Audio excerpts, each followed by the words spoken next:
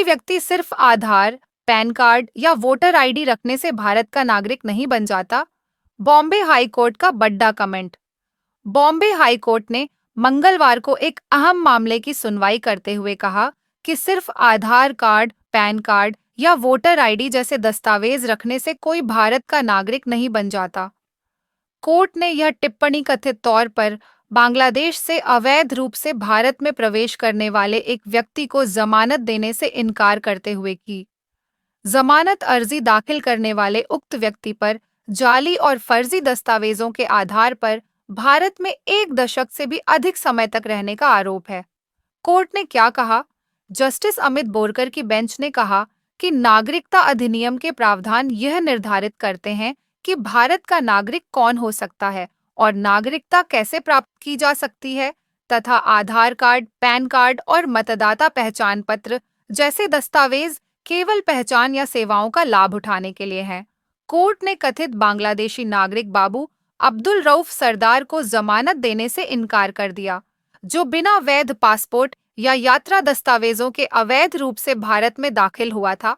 उसने कथित तौर पर फर्जीवाड़ा कर आधार कार्ड, पैन कार्ड, मतदाता पहचान पत्र और भारतीय पासपोर्ट जैसे दस्तावेज बनवा लिए थे।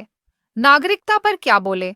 जस्टिस बोरकर ने रेखांकित किया कि 1955 में संसद ने नागरिकता अधिनियम पारित किया, जिसने नागरिकता प्राप्त करने के लिए एक स्थायी और पूर्ण प्रणाली बनाई।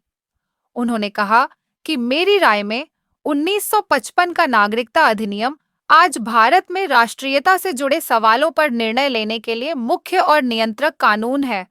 यह वह कानून है जो यह निर्धारित करता है कि कौन नागरिक हो सकता है, नागरिकता कैसे प्राप्त की जा सकती है और किन परिस्थितियों में इसे खोया जा सकता है।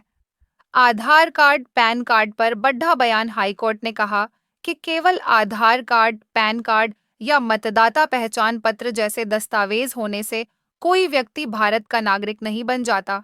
ये दस्तावेज पहचान या सेवाओं का लाभ उठाने के लिए है, लेकिन ये नागरिकता अधिनियम में निर्धारित नागरिकता की बुनियादी कानूनी आवश्यकताओं को समाप्त नहीं करते।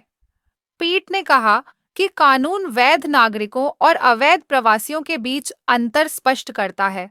अदालत ने कहा, इसमें अवैध प्रवासियों की श्रेणी में आने वाले लोगों को नागरिकता अधिनियम में उल्लिखित ज्यादातर कानूनी मार्गों के माध्यम से नागरिकता प्राप्त करने से रोक दिया गया है।